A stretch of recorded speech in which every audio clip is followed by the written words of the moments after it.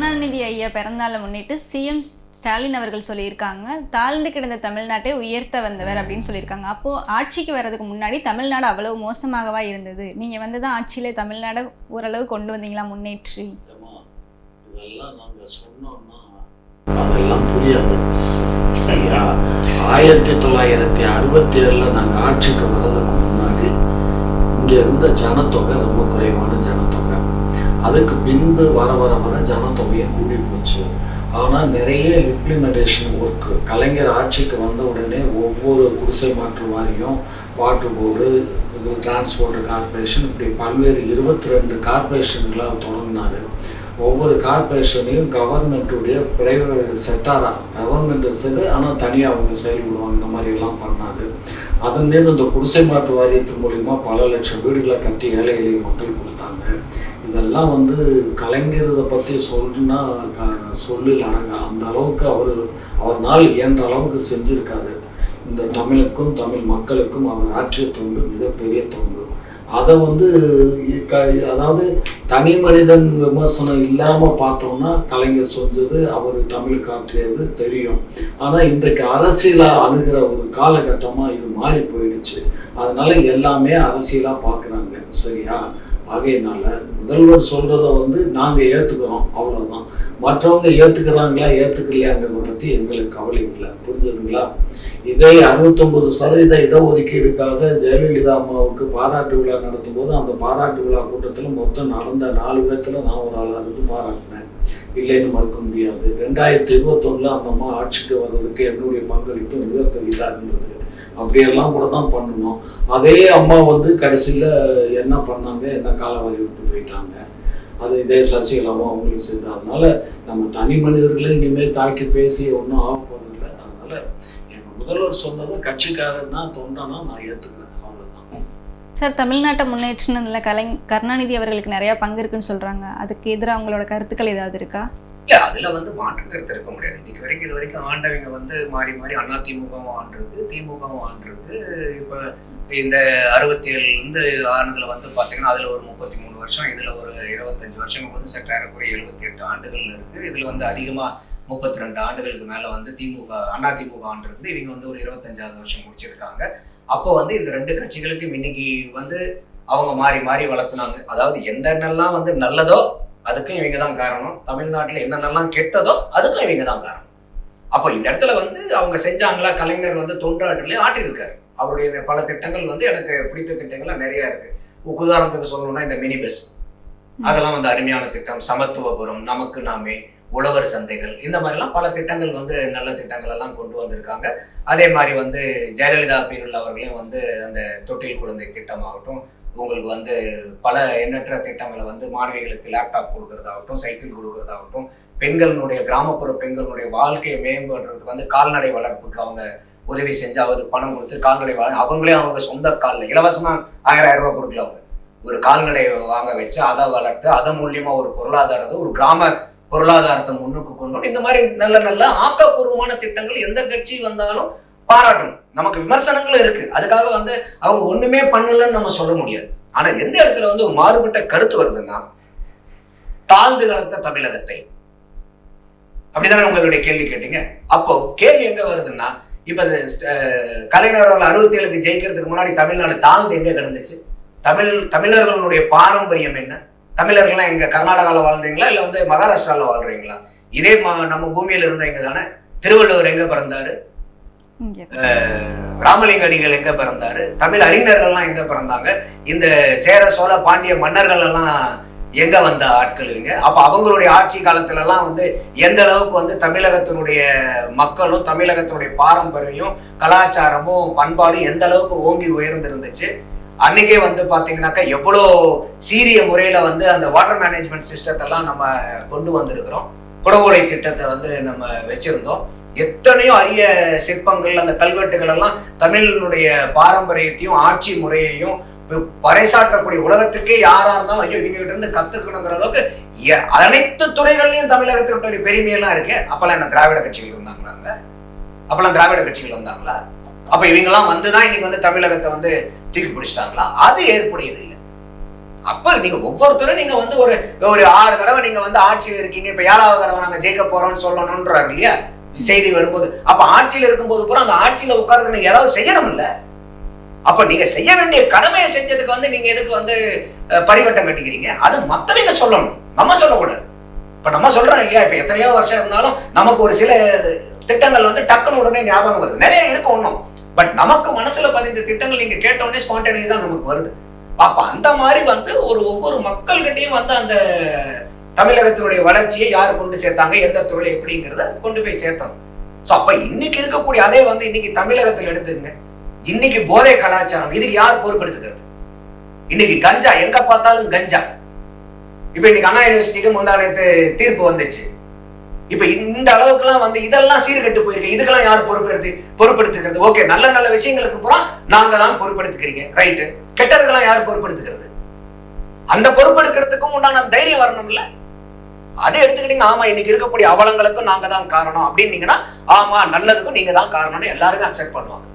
நல்லதுக்கு மட்டும் நாங்க காரணம், அவலங்களுக்கு பூரா நாங்க காரணம் இல்லைங்கிறது எகைன் டபுள் ஸ்டாண்டர்ட். அந்த டபுள் ஸ்டாண்டர்ட் தான் நம்ம வந்து திமுகவை அதிகமா விமர்சிக்கிறதுக்கு காரணமா இருக்கு. மற்றபடி வந்து கலைஞர் ஐயா ஒண்ணுமே செய்யலன்னு சொல்றதுக்கு நான் ஆள் இல்லை. நிறைய பண்ணியிருக்காங்க. ஜெயலலிதா அவர்களும் நிறைய பண்ணியிருக்காங்க, எம்ஜிஆர் அவர்களும் நிறைய பண்ணியிருக்காங்க, காமராஜர் அவர்களும் எண்ணற்ற அளவுக்கு பண்ணியிருக்காங்க. பட் இன்னைக்கு இருக்கக்கூடிய வசதிகள் வாய்ப்புகள் 67க்கு முந்தின இந்த காமராஜருக்குலாம் அந்த வாய்ப்பு இருந்துச்சா? இன்னைக்கு இருக்கக்கூடிய பொருளாதாரமோ இதோ? அப்ப அன்னைக்கே வந்து அவர் கல்வி திட்டத்துக்கு எந்த அளவுக்கு செஞ்சாங்க? அப்ப அப்படிதான் நம்ம கம்பேர் பண்ணணும். இப்போ உதாரணத்துக்கு இன்னைக்கு எனக்கு இருக்கக்கூடிய வாய்ப்பை விட என் பசங்களுக்கு அதிகமான வாய்ப்பு, எங்க அப்பாவுக்கு இருந்ததை விட எனக்கு வாய்ப்பு ஜாஸ்தி, எனக்கு விட எங்க அப்பா பசங்களுக்கு வாய்ப்பு ஜாஸ்தி. ஆனாலும் எங்க தாத்தாக்கு இன்னைக்கு எங்க பையனுக்கு இருக்கக்கூடிய வாய்ப்பு ரெண்டையும் வச்சு எங்க தாத்தாவை விட என் பையன் பெட்டர்ன்னு சொன்னா ஏத்துக்க முடியுமா? அப்படிதான் இந்த கம்பேரிசனை நம்ம பார்க்கணும். அப்ப அண்டர் கிவன் சர்க்கம்ஸ்டன்சஸ் எந்த சூழ்நிலையில இருக்கக்கூடிய ரிசோர்சஸ் வச்சு யாரு திறம்பட ஆட்சி புரியுறாங்க, எந்த இடத்துல வந்து நல்லது அதிகமாகவும் அவலங்கள் குறைவாகவும் இருக்குதுங்கிறத வச்சுதான் ஒரு ஆட்சியை வந்து ஜட்ஜ் பண்ண முடியுமே ஒழிய, பாரு உங்க தாத்தாவை விட என் பையன் வந்து நல்லா இங்கிலீஷ் பேசுறான், என் தாத்தாவை வந்து ஊர்லயே இருந்தாரு, இவன் வந்து 10 சிட்டிக்கு போயிட்டு வந்துட்டு இருக்கான், எங்க தாத்தா வந்து பாத்தீங்கன்னாக்கா 1000கணக்கில் தான் சம்பாதிச்சாரு, இவன் லட்சக்கணக்கில் சம்பாதிக்கிறான்னு இந்த ஒப்பீடே தவறான ஒப்பீடு. அப்ப இன்னைக்கு கலைஞர் செஞ்சதை நீங்க ஒரு திட்டங்களை சொல்லி பாராட்டுங்க, அது எல்லாருமே பலனடைஞ்சுன்னு சொல்லுவாங்க. ஆனா அவரை பாராட்டணுங்கிறதுக்காக அதுக்கு முன்னாடி இருந்த தமிழகமே வந்து ரொம்ப விழுந்து போய் கிடந்துச்சு, வீழ்ந்து கிடந்துச்சு. அந்த வீழ்ந்து கிடந்த தமிழகத்தை நாங்க தான் வந்து தூக்கி நிறுத்தணுங்கிற வாதத்தை ஏத்துக்கிறதுக்கு நான் தயாராக. சார், இதுக்கு உங்களோட கருத்து? அவர் தான் சொல்றாருல்லம்மா, ஒரு விஷயம் புரிஞ்சுக்கோ. தமிழகம் வந்து அன்றைக்கு இந்த அளவுக்கு வந்து கல்விக்கு வந்து கண் திறந்தவர் காமராஜர் இல்லை, காமராஜர் தான், அதுல ஒரு மாற்று கருத்து இல்லை. அதே சமயத்துல அதுக்கு பின்னாடி வந்த கலைஞருடைய ஆட்சி காலத்துலதான் 1 கிலோமீட்டர்ல ஒரு ஆரம்ப பள்ளி, அதுக்கப்புறம் 5 கிலோமீட்டருக்கு ஒரு உயர்நிலை பள்ளி, ஒரு 10 கிலோமீட்டருக்கு ஒரு கல்லூரின்னு சொல்லி இந்த மாதிரி ஒரு ஸ்கீம் எல்லாம் கொண்டு வந்தது அவர் தான். ஏழை எளிய மக்களுக்கு வந்து குடிசையில வாழ்ந்த மக்களை எல்லாம் வந்து ஏதோ மாடி வீடு கட்டி, நீங்க சென்னையில எடுத்தீங்கன்னா ரொம்ப பக்கத்துலயே சிட்டிலேயே மெயினா இருக்காங்க. அதே மாதிரி பாரிஸ்ல இருக்காங்க. இந்த மாதிரி இப்போ கூட இந்த சோலைமேடு ஹை ரோட்லயே வந்து பாத்தீங்கன்னா ஒரு 3000 வீடு இப்போ கட்டிட்டு இருக்காங்க, முடியும் தருவாயில இருக்கு. இது போல நிறைய எண்ணற்ற திட்டங்களை வந்து தீட்டினாரு. அது இவர் சொல்றதை ஒத்துக்குதான். அதாவது எம்ஜிஆரும் பண்ணாரு, ஜெயலலிதாவும் பண்ணாங்க, யாரும் பண்ணலே இல்லை.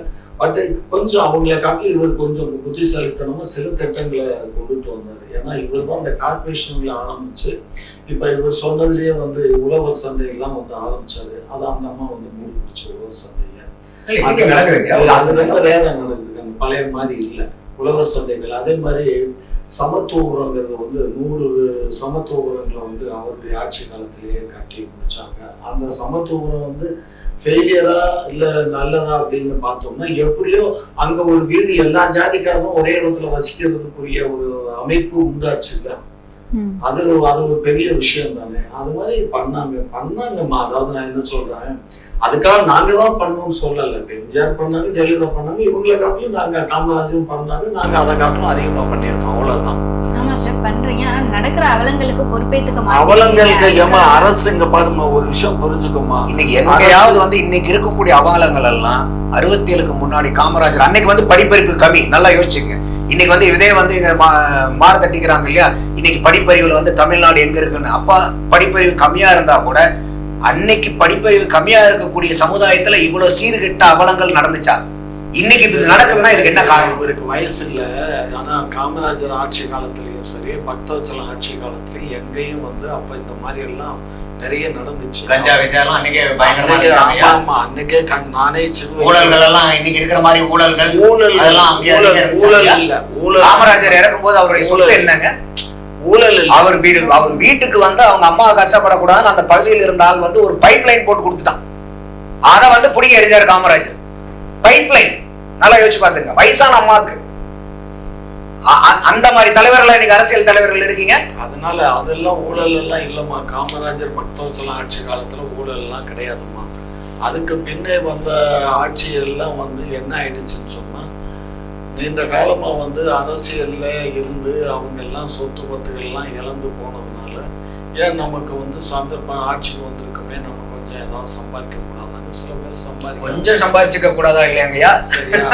அத கொஞ்சங்கிறதா எவ்வளவு உபயோகப்படுத்தி, அதாவது எவ்வளவு கொஞ்சங்கிறது எவ்வளவுங்கிறதா எனக்கு பிரச்சனையே. அரசு அதிகாரத்தை பயன்படுத்தி ஒரு காலேஜ் பெர்மிஷன், ஒரு ஸ்கூல் பெர்மிஷன், ஒரு இண்டஸ்ட்ரீஸ் பெர்மிஷன், இந்த மாதிரி தான் இந்த மாதிரி டெவலப் பண்ணி இப்ப ஜெயத்ரட்சன் எடுத்துக்கிட்டீங்கன்னா அவர் இன்றைக்கு பெரிய ஒரு கல்வியாளராக மாறிட்டாரு. அதே மாதிரி ஏசி சாமும் கல்வியாளர். அதே மாதிரி வேலூர் இவர் எடுத்துக்கிட்டீங்கன்னா அவர் இன்னைக்கு ஒரு பெரிய கல்வியாளர். நம்ம இவர் இருந்தாரு சத்யபாமா. இன்னைக்கு அத்தனை கோடீஸ்வரன் இன்னைக்கு அரசியல் கோடீஸ்வரங்களை பூரா எடுங்க. அவங்களுடைய பின்பலம் பூரா ஒரு 30-40 வருஷத்துக்கு பின்னாடி போங்க. இவர் சொன்னக்கூடிய அத்தனை பேர்த்தனுடைய பின்பலத்தையும் போய் பாருங்க. என்ன குட்டிகாரன் அடிச்சு கடின உழைப்பு போட்டிருந்தாலும் இவ்வளவு தூரம் பெரிய ஆள் ஆக முடியுமான்னு மட்டும் யோசிக்க இல்லைங்க. அவங்க வேற சாமானியன் வந்து ஒரு உண்மையா உழைக்கக்கூடியவன், ஒரு தொழில் செய்யக்கூடியவன் என்ன குட்டிகாரன் அடிச்சாலும் இந்த ஆண்டுகளுக்குள்ளார இவ்வளவு ஆயிரக்கணக்கான கோடிகளை சேர்த்த முடியுமான்னு மட்டும் சொல்லுங்க. இல்லைங்க, எம்ஜிஆர் பீரியட்ல அந்த அளவுக்கு என்ன ஒரு பிரேக் த்ரூ ரிசர்ச் பண்ணாங்கன்னு தெரியல. எம்ஜிஆர் பீரியட்ல வந்து கல்லூரிகள்ல இன்ஜினியரிங் கல்லூரி அவர் தான் பெர்மிஷன் கொடுத்தாரு. இன்ஜினியரிங் காலேஜ், ஆர்ட்ஸ், சயின்ஸுக்கெல்லாம் நிறைய பெர்மிஷன் கொடுத்து இன்னைக்கு வந்து கிட்டத்தட்ட 680 இன்ஜினியரிங் காலேஜ் இருக்கு. இந்த இன்ஜினியரிங் காலேஜ்ல அதிகமா வச்சிருக்கிறது அதிமுக, திமுக காரங்கள்ட்ட தான். அப்போ இந்த இடத்துல நல்லா கவனிங்க. காமராஜர் வந்து பசங்களை நீ போய் படி, உனக்காக நான் பிச்சை எடுத்து காசு கொடுக்குறேன்னாரு. அரசாங்கம் நாங்க பாத்துக்கிறோம், நீ போய் படி அப்படின்னு சொல்லிட்டு படிப்பு கொண்டு வரது சத்துணவுலாம் அவர் கொண்டு வந்த திட்டம். அப்படி இருக்கும் போது இன்னைக்கு இதே கல்வியை வச்சுதான் இப்ப சொல்றாரு இத்தனை கோடி சொல்லுங்க, இவ்வளவு கல்லூரிகளுமே. அப்ப இந்த படிப்பை பூராமே காசாக்குனது இப்ப 67க்கு அப்புறம். இன்னைக்கு ஒவ்வொரு சாமானியனுக்கும் இன்னைக்கு ஒரு நல்ல தரமான கல்வி எட்டாக்கணி ஆனதுக்கு காரணம் இந்த 67க்கு அப்புறம் நடந்தது. அன்னைக்கு இருந்த ஆட்சியாளர்கள் வந்து நான் பிச்சை எடுக்கிறேன், நீ போய் படியா ஸ்கூல்ல அப்படின்னாரு. இன்னைக்கு இருக்கிறவங்க படிக்கிறதுக்கே பொதுமக்கள் பிச்சை எடுக்க வேண்டிய சொல்லிக்கு பொதுமக்கள் ஆக்கிட்டாங்க. இன்னைக்கு சாதாரணமா இன்னைக்கு போய் ஒரு எல்கேஜில சேர்த்தணும்னா எத்தனை ஃபீஸ்? சரி ரைட், அப்படிதான் ஒரு கவர்மெண்ட் ஸ்கூல் தான் இருக்குதுல போய் சேர்த்தலாம்லன்றாங்க. கவர்மெண்ட் ஸ்கூலுடைய தரம் இன்னைக்கு எப்படி இருக்கு? இன்னைக்கு எந்த எம்எல்ஏ, எந்த அமைச்சர், எந்த துணை முதலமைச்சர், எந்த முதலமைச்சர் பசங்க ஆட்சியிலையும் அதிகாரத்திலையும் யாருடைய அதிகாரிகள் ஆகட்டும், யாருடைய மக்கள் வந்து அரசாங்க பள்ளியில படிக்கிறாங்க? மருத்துவமும் இலவசம்பாங்க. எங்கேயாவது தரம் இருக்கா? இதே நான் கேட்ட மாதிரி இன்னைக்கு MLA, MP, minister, chief minister யாராவது ஒருத்தர் உடம்பு சரியில்லைனா எங்க போறாங்க? எங்க அரசாங்க மருத்துவமனைக்கு போய் பார்த்திருக்கீங்களா நீங்க? அப்போ நீங்க நடத்தக்கூடிய அரசாங்க பள்ளி, நீங்க நடத்தக்கூடிய அரசாங்க மருத்துவமனையில உங்களுடைய பிள்ளைங்களோ பேரனுங்களோ படிக்கிறது இல்ல, அரசாங்க ஆஸ்பத்திரியில உங்களுடைய பிள்ளைங்களோ பேரங்களோ நீங்களே போய் அட்மிட் ஆகிறது இல்லைன்னா அப்ப இது யாருக்கானது? நான் ஒரு ஹோட்டல் கடத்துறேன், அந்த ஹோட்டல்ல வந்து சினிமால தான் சொல்லணும்ல, நான் பக்கத்து ஹோட்டல்ல சாப்பிடுவேன், இந்த ஹோட்டல்ல சாப்பிட மாட்டேன். அப்ப நீங்க நடத்துற ஹோட்டல்ல நீங்களே சாப்பிடலன்னா அப்ப மத்தவெல்லாம் வந்து சாப்பிடறவங்க இழிச்சுவாங்கன்னா, அப்ப நீங்க நடத்துற கல்வி கூடத்துல உங்க பிள்ளைங்க பேர பிள்ளைங்க படிக்காது. நீங்க நடத்தக்கூடிய ஆஸ்பத்திரியில நீங்களே போக மாட்டீங்க, நீங்களே தனியார் ஆஸ்பத்திரிக்கு தான் போவீங்கன்னா அப்ப அதனுடைய தரம் இதுல இருந்தே புரியலையா? அப்ப இதுதான் வந்து இந்த 67க்கு அப்புறம் இன்னைக்கு வரைக்கும் உண்டான ஆகச்சிறந்த சாதனைகளா? அதாவது தனியார் ஐயா சொன்னாங்க, தனியார் ஆஸ்பத்திரியில போய் ஜாயின் பண்றாங்க இருக்கலாம். ஆனா கடைசியில தனியார் ஆஸ்பத்திரியில முடியாதுன்னு சொல்ற கேஸை எங்க கொண்டு போய் சேர்க்கிறாங்க? அரசு அளவு ஆஸ்பத்திரியில தான் கொண்டு சேர்க்கிறாங்க. என்ன காரணம்னா அரசு ஆஸ்பத்திரியில அவ்வளவு எக்யூப்மெண்ட். அது காரணம் இல்லை, எப்படி இருந்தாலும் முடியாதுன்ட்டாங்க. அப்ப இனிமேல் இங்க இருந்து பெட்டுக்கு டாக்டருக்கு ஃபீஸ்க்கு கொடுக்க முடியாது, எப்படி இருந்தாலும் கான் கேஸ்ங்கிறனால கொண்டு கடைசி நேரத்துல தான் அரசாங்க ஆஸ்பத்திரிக்கு போறாங்க. அரசாங்க ஆஸ்பத்திரிக்கு எடுத்த உடனே போறாங்க. போன உடனே அந்த கவனிப்பு மருத்துவம் எல்லாம் சரியில்லாதனால உடனே வாங்கிட்டு போய் இப்ப பிரைவேட்டுக்கு போறாங்க. இன்னைக்கு நல்லா யோசிச்சு பாருங்க, உண்மையாலுமே மக்களுடைய வாழ்வாதாரத்தை வந்து மேம்படுத்தணும்னா இன்னைக்கு அதிகமா அவன் செலவு பண்ணக்கூடிய ஒவ்வொரு குடும்பத்திலையும் அதிகமான செலவு எதுக்காகன்னு நினைக்கிறீங்க? படிப்புக்கும் மருத்துவத்துக்கும் தான். அப்ப இத ரெண்டையும் நீங்க வந்து இலவசமாக்கணும். இலவசம் இருக்கு, நான் அதுல மறுப்பு இல்ல, சில பேர் இலவசம் இருக்கு, ஆனா தரமானதா இருக்கா? இன்னைக்கு இலவசமா கொடுத்தா கூட அங்க போறதுக்கு வந்து மக்கள் ரெடியா இல்ல. பிரைவேட் ஸ்கூல்ல ஆளுங்க படிக்கிறாங்கல்ல, எல்லாம் வந்து குபேந்திரமட்டில இருக்கீங்க தான் படிக்கிறாங்களா? கிடையாது. கடனை உடனே வாங்கி வட்டி கட்டிட்டு நீங்க பிரைவேட் ஸ்கூல்ல படிக்க வைக்கிறாங்க. எப்படியாவது இந்த பையன் வந்து படிச்சு ஒரு நல்ல நிலைமைக்கு வந்துட்டானா நம்ம குடும்பத்தை மேல கொண்டு வந்துட மாட்டானா? இந்த கடனை உடனே அடிச்சு அட்லீஸ்ட் நம்ம தான் கடனாளியா இருக்கோம், வள சந்ததியினர் நல்லா இருக்காதா? அதே மாதிரி இன்னைக்கு பிரைவேட் ஹாஸ்பிட்டல்ல போய் பாருங்க, எல்லாம் என்ன கோடீஸ்வரம் கூட அங்க பிறகு அங்கேயும் வந்து சொத்தை அடமானம் வச்சு காது கம்மல் கடுக்கெல்லாம் வச்சு இருக்கக்கூடிய கடனை உடனே வாங்கி எவனுக்கெல்லாம் கடன் வாங்குறதுக்கு வாய்ப்பு இல்லையோ அவங்கதான் வந்து கவர்மெண்ட் ஆஸ்பத்திரிக்கும் அரசாங்க பள்ளிக்கும் போற அளவுக்கு நிலைமை உண்டு பண்ணி வச்சிட்டீங்க. இத வந்து தரமான கல்வியும் தரமான மருத்துவத்தையும் கொடுத்திருந்தீங்கன்னா இன்னைக்கு தமிழக மக்களுடைய வாழ்வாதாரம் எவ்வளவு மேம்பட்டு இருக்கும் பாருங்க. இன்னைக்கு சாதாரணமா போய் ஒரு எல்கேஜிக்கு வந்து 50,000 60,000 1 லட்சம் செலவு பண்ண வேண்டியதா இருக்கு. அதை விட சில பேர் கொளுத்து போய் நான் 2 லட்சம் ரூபாய் ஃபீஸ்ல கட்டினாதான் ஒரு பெரிய படிப்பு நினைச்சிட்டு ஒரு முட்டாள்தனமா போய் சேர்த்தக்கூடிய பேரண்ட்ஸை பத்தி நான் பேசல, அவங்களுக்கு நான் வக்காலத்து வாங்க வரல. ஆனா ஒரு அடிப்படை கிடைக்க வேண்டிய தரமான கல்வி கிடைக்காததுக்கு கூட ஒரு ஏற்பாடு பண்ணாம நீங்க இருக்கீங்களே. அப்ப இன்னைக்கு வந்து பாத்தீங்கன்னாக்கா இன்னைக்கு இப்ப இந்த ஆர்டி எஜுகேஷன் நடக்குது. இப்ப வந்து பாத்தீங்கன்னா இந்த வருஷம் எங்க அட்மிஷனே கால் ஃபார் பண்ணல. பிரைவேட் ஸ்கூல்ல வந்து அந்த மாணவர்களுக்கு 1ஆவதுல இருந்து 8ஆவது வரைக்கும் பிரைவேட் ஸ்கூல்ல அவங்க இருக்கக்கூடிய பகுதியில வந்து அட்மிட் பண்ணிக்கலாம். அதுல வந்து 25% வந்து பிரைவேட் ஸ்கூல் வந்து ஸ்டூடெண்ட்ஸ்க்கு அலோவ் பண்ணணும். அந்த 25% மாணவர்களுக்கு வந்து பாத்தீங்கன்னா அரசாங்கம் வந்து மருத்துவ இது படிப்பு செலவு ஏற்றுக்கும். அதுல வந்து சென்ட்ரல் கவர்மெண்ட் ஸ்பான்சர் ஸ்கீம் அவங்க ஒரு 60% கொடுப்பாங்க, நம்ம ஒரு 40% கொடுப்போம். அதுக்கு 2 வருஷமா இந்த தமிழ்நாடு காசு கொடுக்கல பிரைவேட் ஸ்கூலுக்கு. அப்ப இந்த ஸ்கீம் இருந்தோம், இவங்க இந்த காசு கொடுக்காதனால இன்னைக்கு வந்து அவங்க வந்து அந்த மாதிரி மாணவர்கள் வந்து இக்கட்டான சூழ்நிலையில இருக்காங்க. ஓபன் ஆயிடுச்சு ஐயா, ஓபன் ஆயிடுச்சு. நீங்க போன முறையே பேசுனீங்க, அது ஓபன் ஆயிடுச்சு. அப்ப இந்நேரம் அட்மிஷன் முடிச்சிருக்கணும். ஆனா இப்ப இதெல்லாம் பாருங்க, அப்ப இதெல்லாம் வந்து இன்னைக்கு ஆட்சியாளர்கள் செய்யக்கூடிய சாதாரண கடைக்கோடியில் இருக்கக்கூடிய மக்களுக்கு உண்டான அரசியலா? அப்ப அதெல்லாம் நம்ம கேள்வி கேட்காம எப்படி நம்ம வந்து இங்க பண்ணின நல்லதை மட்டும் யோசிச்சுட்டு மீதி எல்லாம் விமர்சிக்கணுமா இல்லையா? இப்ப ஐயா சொல்றாரு இல்லைங்க, நீங்க அன்னைக்கு கேட்டீங்க, இன்னைக்கு வந்து ஓபன் பண்ணிட்டாங்கன்னு. அப்ப அந்த மாதிரி ஒரு விமர்சிக்கிறதுனாலதானே இது வந்து நல்லது நடக்குது. அப்ப நம்ம அதை விமர்சிக்கிறது வந்து ஒரு தலையாய கடமையா நம்ம பாக்குறோம்ல.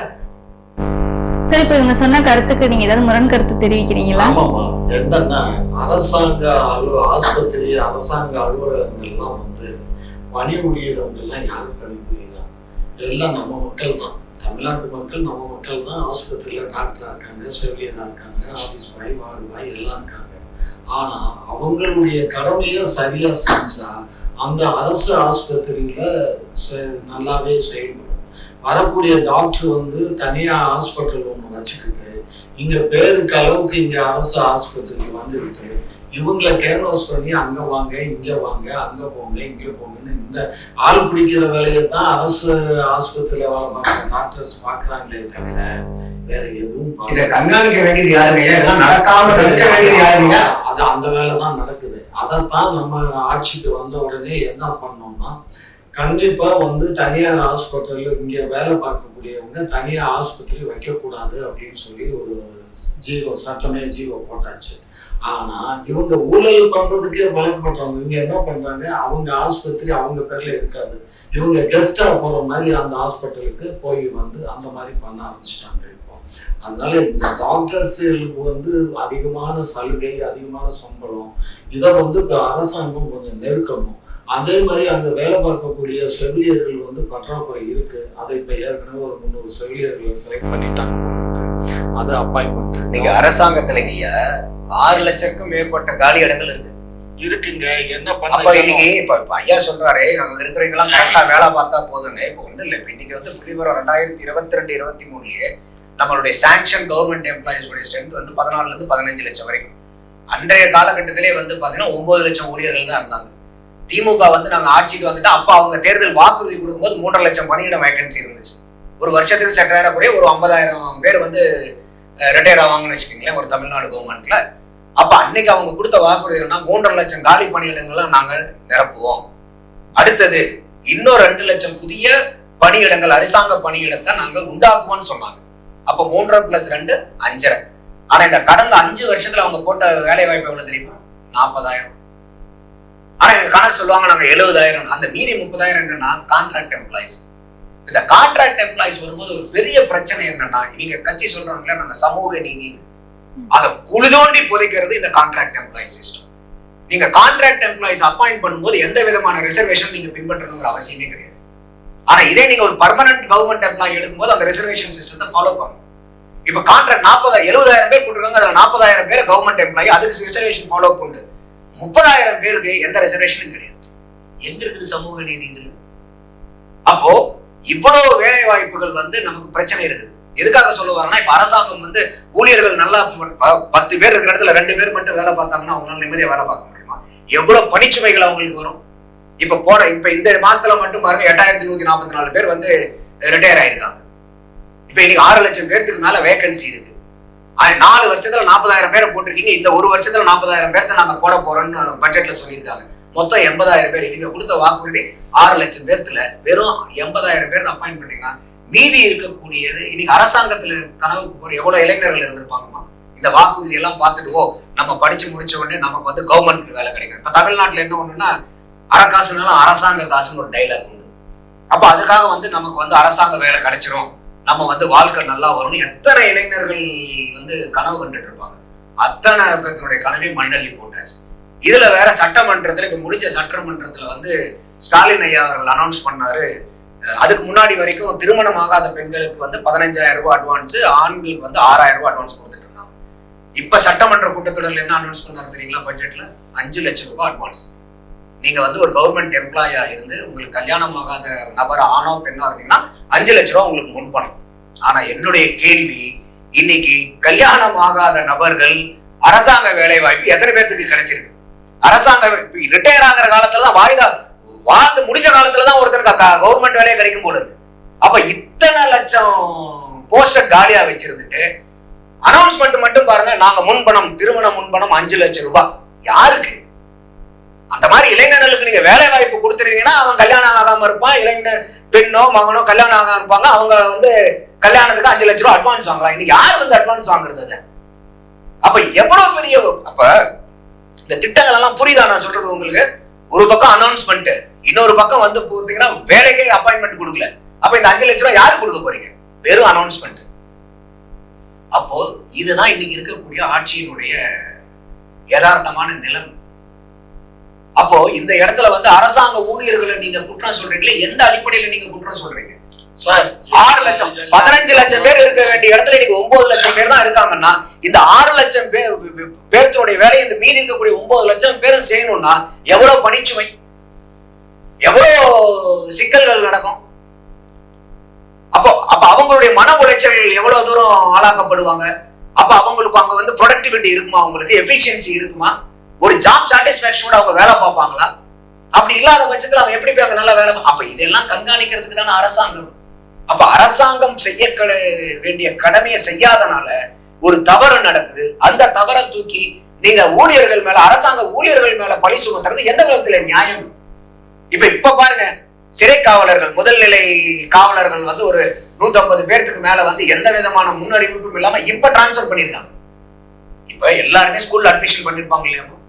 எல்லாத்துக்கும் போலீஸ்க்கு வேலை பாக்குறீங்களா? கல்யாணம் குடும்பம் இல்லாதவங்களா? அவங்களுக்கு பசங்க பிள்ளைங்களா இருக்கும் ஸ்கூல்ல. ஏப்ரல் 15ஆம் தேதி போட்டது, ஏப்ரல் 15 போட்டாச்சு. அது 150 பேர் சிறை காவலர்களுக்கு போட்டது. அது ஏப்ரல் 15 போட்டாச்சு. சரி, அப்ப ஏப்ரல்ல போட்டீங்கன்னா ஸ்கூலுக்கு எல்லாம் என்ன ஆகுதுமா? அதெல்லாம் யாரு ஜெயில வேலை பாக்குறீங்க? அவங்க தினசரி பார்க்கக்கூடிய நபர்கள் எப்பேற்பட்ட நபர்கள் பாக்குறாங்க, யார கையாளுறாங்களே, சரி கைதிகளை. அங்க எல்லா கேஸும் இருக்கும்.